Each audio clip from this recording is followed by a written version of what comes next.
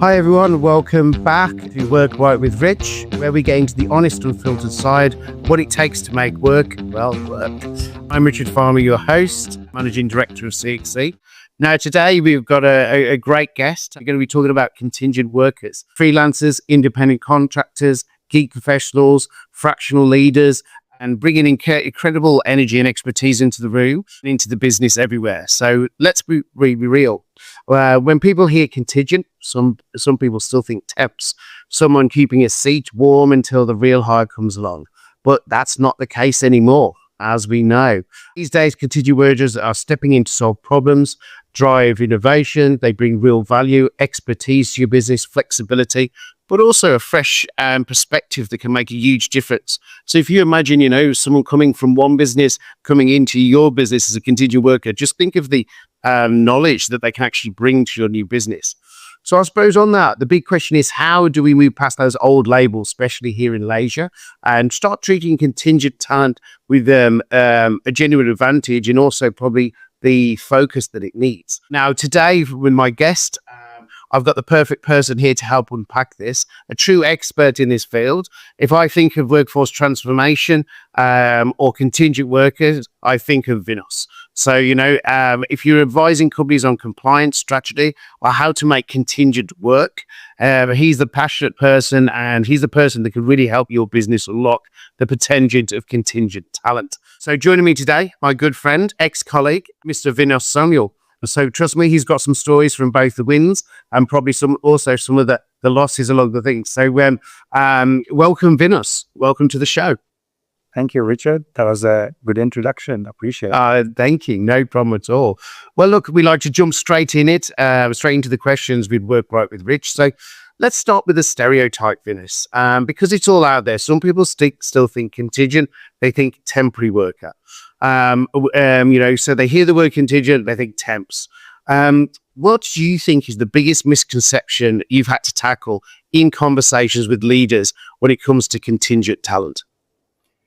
You're right. When people hear contractors or contingent workers, the first thing that they hear about or they think about is temp agency workers, the workers who come to your premise from a staffing agency, and they come in as a parental cover or as a junior staff or something. But that's in the past, right? We've moved on. So now, of course, temp workers are the top bracket of contractors, but you do have independent contractors, or sometimes you call them as freelancers.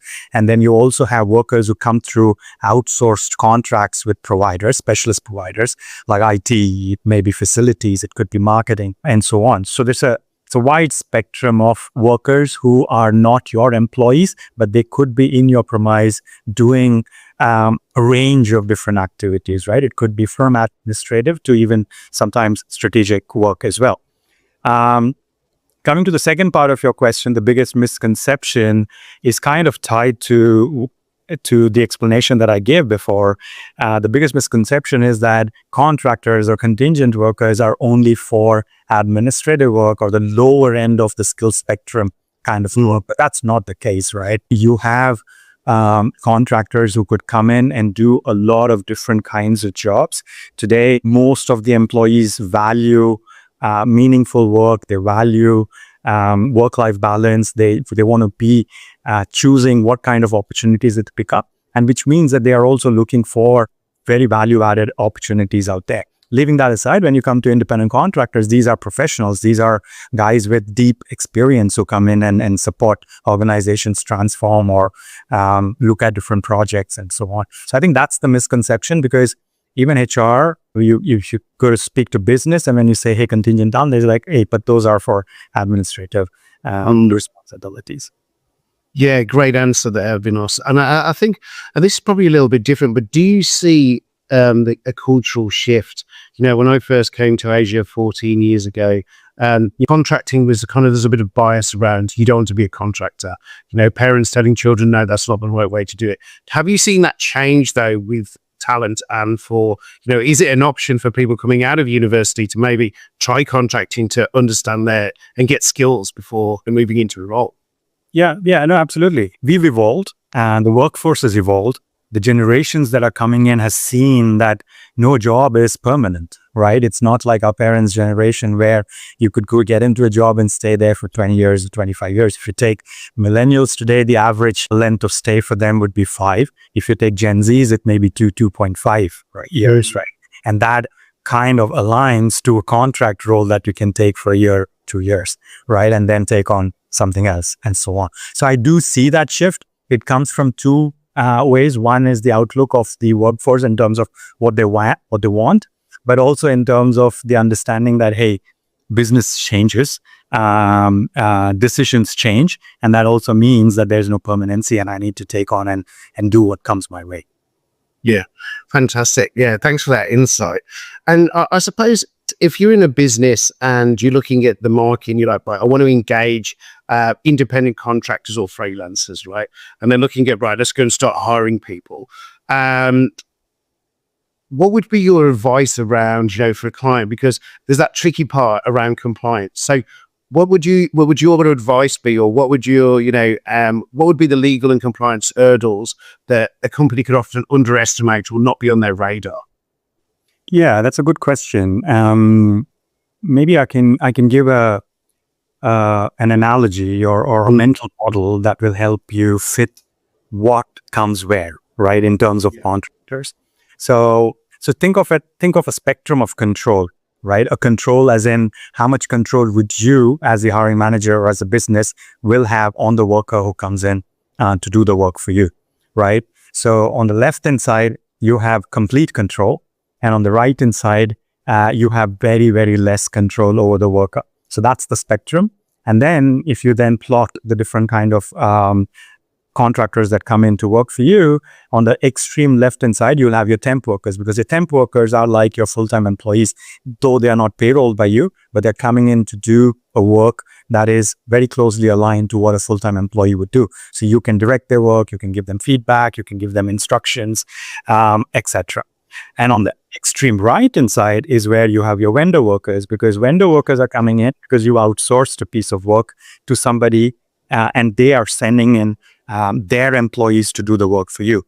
Because you outsourced and they are the specialists and you are holding them accountable to an outcome, they are responsible to manage their people to do the work for you. So you have less control over the folks who are coming in to work for you.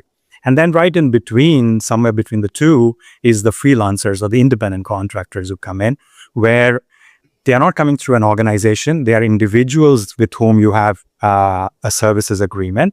You can give them the brief in terms of what you want to do. You can give them the feedback, but you can't be managing them like temp workers as well, who are very close to our FTEs. So that's how I kind of provide an understanding of the different categories and how to think about it and also engage with them.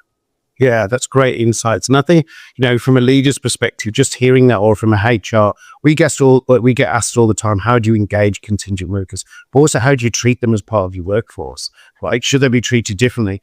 Also, I think one of the undervalued or underthought of ideas is actually asking the freelancers, the contingent workers themselves for advice around it. How have you seen this better done? Because, as we know, most of them will have contracts. Most of them understand this marketplace, or also just looking outside of, say, the country you're in, and how, for example, in Australia, they engage contingent workers, how in the US, where it is actually like a career path. It's much more wider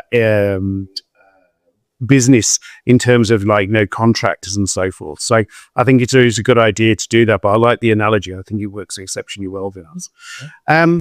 So, I always like to make it real after that analogy. Let's look at some kind of real examples. You've worked in some amazing companies over the time, Vinos, both directly, but also, as that MSP or RPO provider. And you've really kind of also looked at multi-countries, multi-disciplines around the world. So what is the smartest way you've seen business integrate freelancers or independent contractors? So that's the first part of the question. So have you seen businesses integrate? What's the best case? But also, what do you think is the biggest mistake when you've seen it coming through and you're like, oh, that could really hurt your business? Yeah. So the smartest, so putting on my hat as a consultant to organizations and setting up a program in-house as well. What I feel is people don't understand or don't have visibility of how many freelancers are already there in their workforce and what kind of work are they already doing. So knowing the kind of work where an independent contractor or a freelancer can plug in is the first step, right? In terms of, for example, let's say in the world of Netflix, we have content that we produce, and then you need trailers in order to go in front of your audience. Trailers doesn't have to be a full-time employee sitting there and making trailers out of the content that you're producing, because it has to be different specializations. They come in at different points in time whenever new content is coming for a particular country, etc. And they come in with different kind of expertise based on their past experience and the creative juices that flow, right? So if that's the case, then can you have a panel of freelancers who are available to pull you, whom you can pull in when a new content has been released and you want a trailer edited, right? And you have a creative person or a creative director within the organization who's directing that work, but then you have a freelancer who's coming in and doing it. So I think once you understand which part of your workflows who can come in to do, then it becomes easier. And then that ties into like gaining visibility of who's already in your workforce, where are these contracts, who's managing them, etc., which is the black hole. That's why most HR folks would think that, we don't have contractors, but actually there are quite a lot. Yeah. Yeah, it's that kind of visibility, right? When you often ask like TA teams, they look after the permanent hiring, not contingent. Sometimes it's procurement that actually know what's happening, but they don't know what contracts have been signed. But also, as you're probably aware, like often a line manager can hire contractors, right? They can build contract teams, or also an SMW could come in or a consulting company and deliver that kind of piece of work. So that kind of level of visibility. So I suppose moving on to the next question, there's another shift kind of happening in the market as well. More companies we're seeing, especially from a CXE perspective, are hiring for skills rather than fixed jobs titles. Like they're looking at it and going, right, we actually need this application. We need someone, for example, that does React Native, right? Or they're really looking at that kind of skill set to bring that in. And I think that's, where contingent workers can really add value to a business. Is that so? How is that changing the way that they bring in contingent workers from your experience at Netflix? Is that like that skill-based hiring? Yeah. Many organizations are talking about it, right? Like skills-based architecture, skills-based understanding of your workforce in order to enable learning and development or internal mobility or hiring. Those are top of mind for a lot of HR practitioners and organizations. And I'm quite excited about this trend shift as well. But if in the market you ask, different people will have different opinions. People think that skills-based organization is great in theory, but in order to put it to practice, it's not practical, etc. But I'm quite excited from the lens that I see, because I believe that the natural next step to think will be of workforce holistically. So once you think of a skills-based organization, the next step would be you move away from headcount management to thinking about capabilities, right? Or a capability architecture and what skills are needed for the tasks that need to be done, right? So, and if we start thinking that way, obviously naturally the next question that we would ask is where and how this work can be done rather than who can come in and to do the job, right? And when you start asking where and how can we do this job, or bring in these skills in order to do the goals that we want to achieve for the business, then the conversation shifts, because then it's not full-time employee, then it could be anything. And if you already have the ability and if you already have the capability within the organization, or you can pull in that capability from the market in order to help you do that, I think that would make it easy. Yeah, but the great insight. I like your comment around moving away from headcount management, where it was always about how many people are in the team. We need more people. We must hire. But actually looking at what skill sets do we have in an organization? Where are we lacking? And actually, in my career, I've recruited and did contracting all my life. But in project management, business analyst, now as a project manager, you're in there to deliver a project, so it's a finite amount of time. So actually also looking at it from a business perspective of, okay, this is where I should invest. Bringing someone in that's probably at a higher level that can actually do do more with less people. So rather than hiring more, hire better. So be better, not bigger in some respects. Have a really high-level project team that can come in, but then also impart those skills into your business before they leave, right? So be training. Have you ever seen that, like Netflix, or in training, the actual contractors training other people or embedding that information? They do, yeah, do. Like temp workers can impart the knowledge that they have. Freelancers, not as much, because you're kind of keeping that delineation between how temp workers are engaged and how independent contractors are engaged. But the other thing that I would also add is every business is changing fast.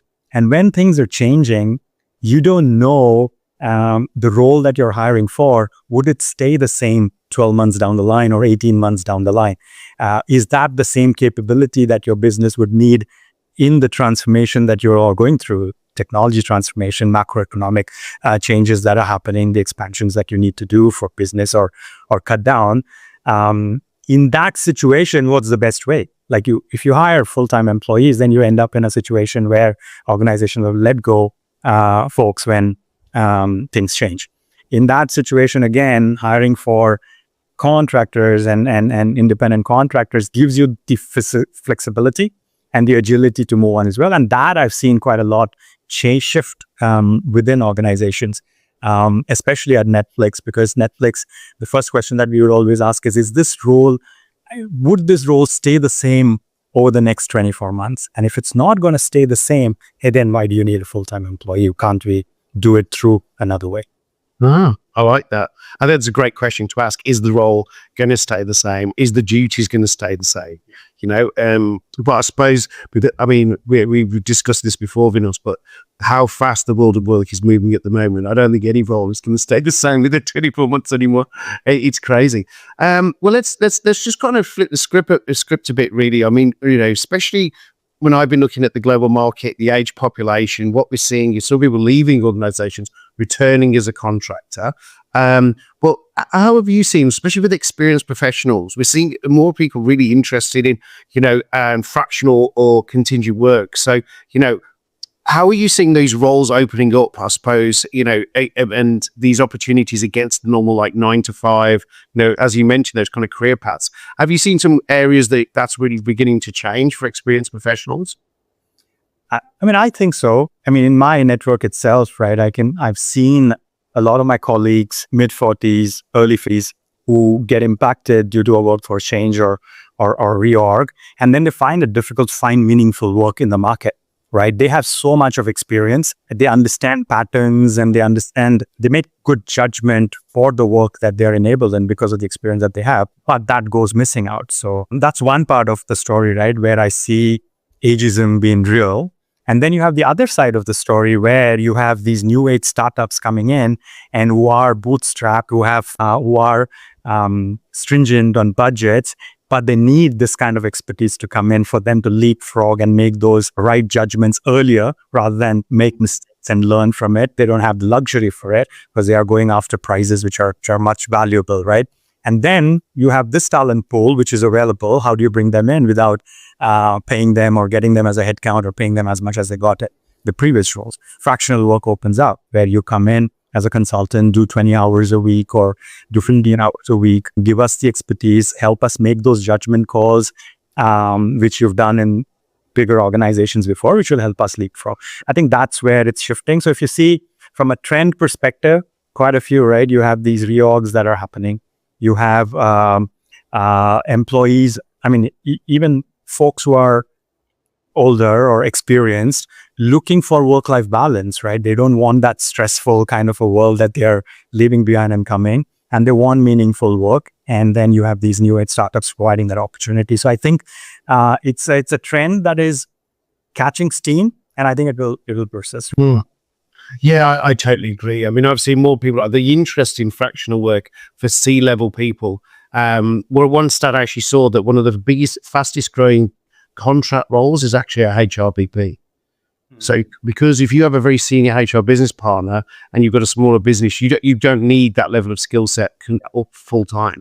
But if they want to do organizational change or set up the business to bring that person in and impart that knowledge, as you said, startups, founders, but we're also seeing it in enterprise businesses where, they've got a piece or a project they need help with, bringing someone out with a skill set, even to the front from a financial business, an SME business that wants to, maybe float on the stock exchange, right?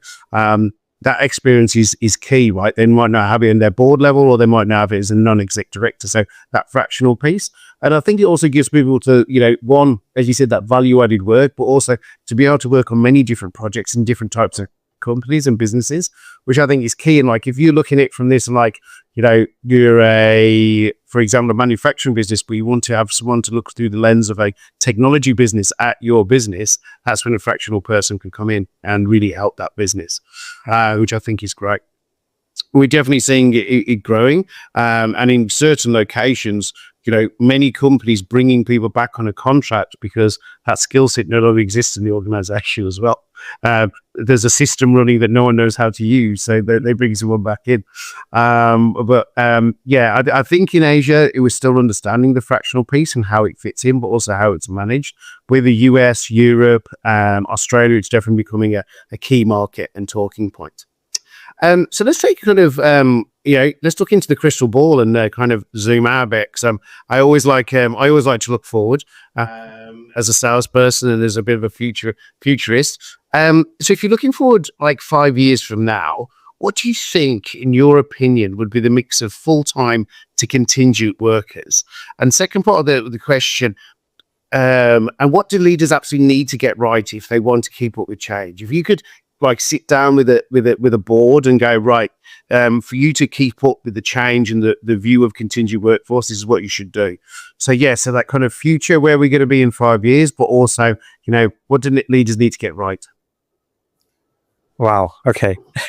So from what I see, from the trends that are visible, one thing is clear, that organizations are now becoming more contractors and less full-time employees. Right, because of the demands of the macroeconomic conditions that we're in, the technology shifts that are happening, which is kind of making every business think in a different way. So that trend is going to continue. Then I look at what is happening within the AI circle, right? And one of the themes that keeps coming up from there is the time is not far when there will be a single person $1 billion company, because building products is easier. Taking them to market is becoming easier. Agents can become your workers in order to do the work that you need. So single person $1 billion is what they keep talking about. But I already see 50 people organizations reaching $1 billion in market valuation, right? Like, for example, Replit or Lovable, which are vibe coding tools, already getting valued at that.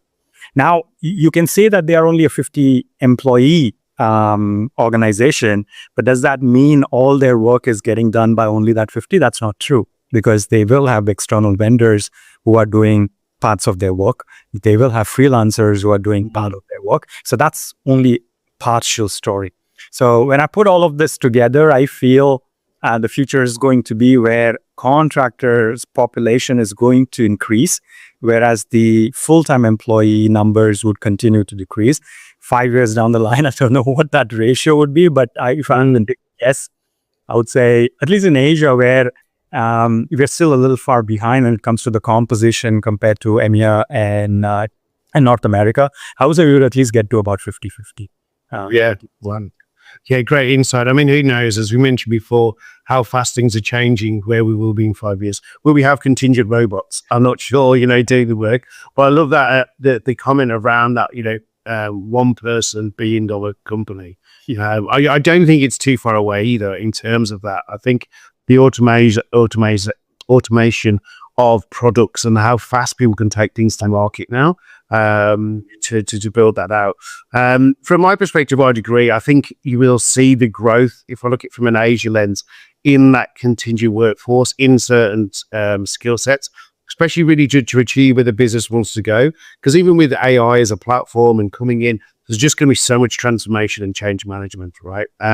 Are those key skills around project management, business analysis, new methodologies probably needing to be implemented of how they want to work? That's something we'll always keep saying there and growing. It's a transformation, and we are in that initial stages of transformation. How that would look like, we have to wait and see. But Richard, you also asked me a question about what should the business leaders Yes, keep in mind, right?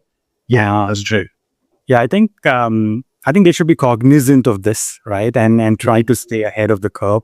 The question that, they should question what outcomes you want delivered and what is the best way to do that. It kind of connects to my initial point as well, that they should work closely with TA, HR to push the boundaries of work redesign in some cases. So that will be most of the conversations, in my opinion, in workforce planning.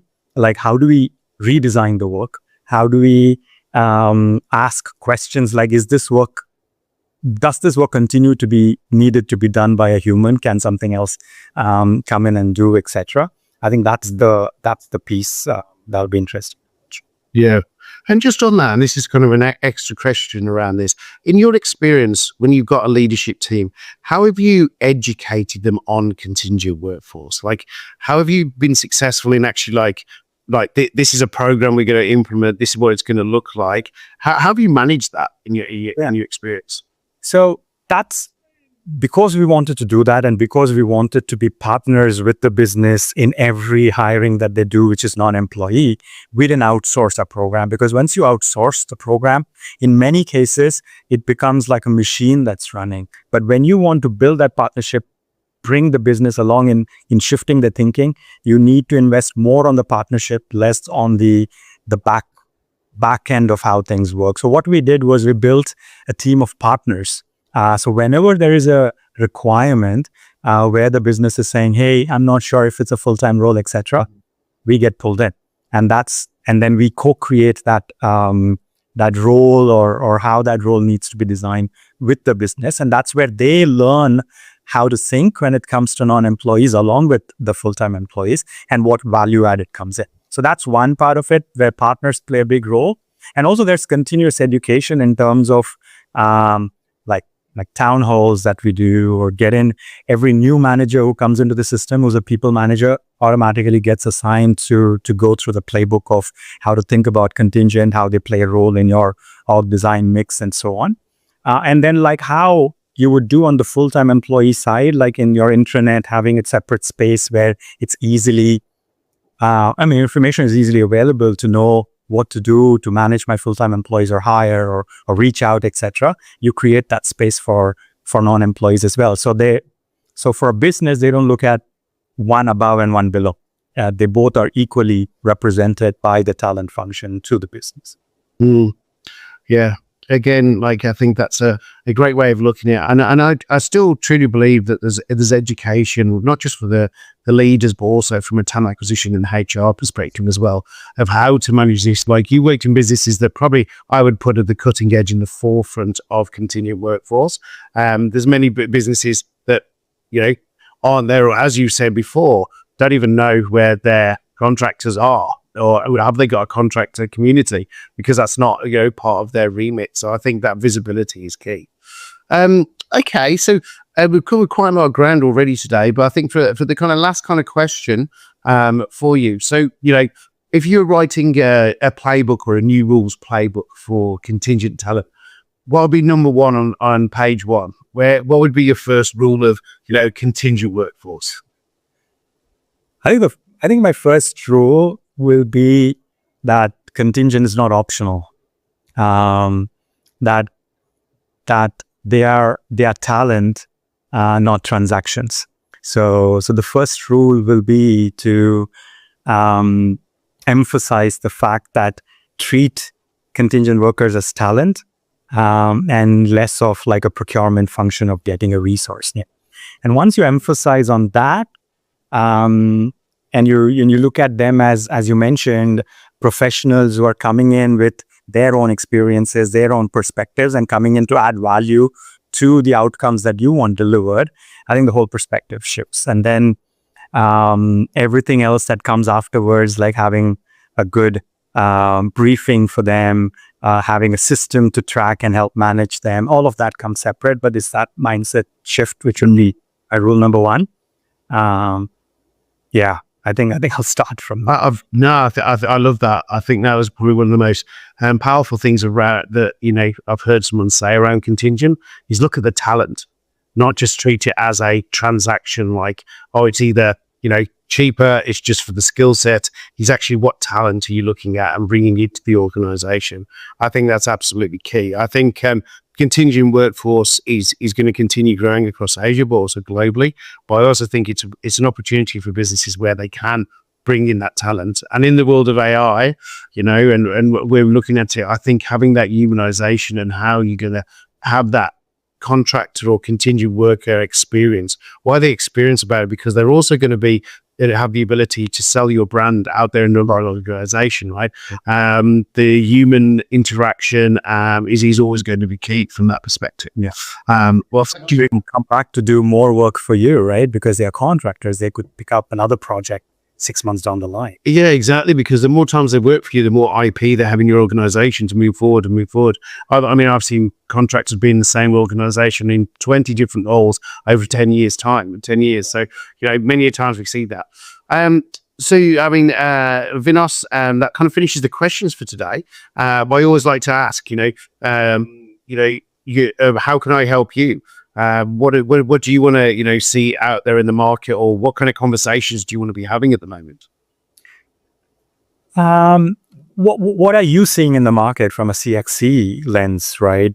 In the conversations that you're having, are you building any programs to combine independent contractors with temps? Like, is there any interesting you guys are coming up with? Yeah, great question. So what are we seeing? So as we know, the global economy and just the global, the world at its moment is in a bit of is in a flux, right?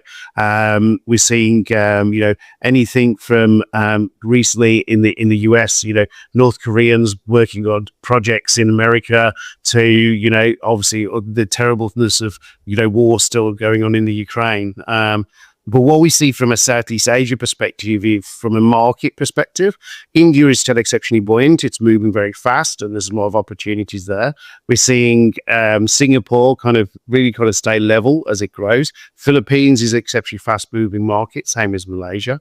In terms of like our programs and so forth, where we're seeing people focus is there's definitely been an increase in RFPs. And when we say RFPs is like requests for proposals for businesses, especially around contingent programs.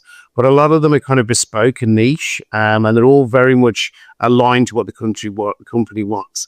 There's still a delineation around independent contractors, a very nervousness from the US about misclassification of workers. That's probably their biggest thing. And what the due diligence and level of compliance and certifications you need per country is becoming a much bigger lens. So 2 years ago, people just assumed you had those kind of compliances. Now they want to see them. And even if it's not actually relevant to the deployment that they need, they want to make sure businesses have them. So the lens on compliance around independent contractors has grown. And it's still very hard to understand what a client wants, because when someone says an IC or a contractor, do they actually need a temp? Do they need a contingent worker? So there's still a misnomer around the vernacular of what contingent workforce is. So as a business CXC, we work a lot with just education around that. We see a big focus on SOW. So SOW businesses and consulting companies have been quite aggressive in the market trying to win roles and win projects. But still, who has the visibility on these workers? What contracts are they on? What are they getting paid? Who's actually managing them? All those things. So that's probably the piece where we hear procurement being their biggest pain point. So how do we manage this compliantly? And then how we embed AI, or businesses are using AI to source or to manage workers, to onboard. But most of it is probably around still at that chatbot level in terms of, what they can take away. Have we seen any fundamental shifts of AI taking over a large piece of a program? We haven't. But in terms of programs, we can see definitely businesses want to understand their contingent workforce, want to understand their spend, but also how they can adapt and probably use it more in their business. But often we'll see like who's ahead of contingent workforce. There might be one person in a global organization where you've got a TA team of 50 people. So I think you also kind of see that as well. So, and if it is being run out of the US or EMEA, what's their exposure to Asia? They always come up with their lens of compliance, and then compliance becomes a blocker in a fast growing. Yeah, exactly. Yeah. So they're like, we want to do this, but we can't. Yeah. So you just do that. So definitely we've seen that. So then also like from your perspective, Vinos, if people want to reach out and speak to you around contingent workforce, what's the best way for them to contact you? You can search for my name and the last name Samuel on LinkedIn. I'm quite active there. If on Twitter, it's Vinos25.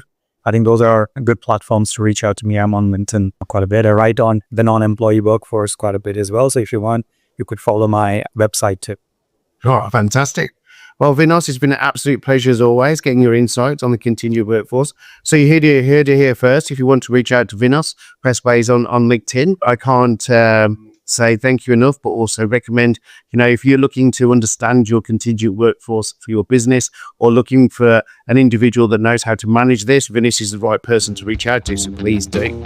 To kind of wrap up, so to everyone listening, here's the takeaway. Contingent workers, they aren't just temps waiting for something better. They're specialists, whether they're problem solvers, they're leaders in their own right. And when you bring them as part of the team, not just as a backup, you're going to give your business an edge. You really start thinking of treating them as a talent.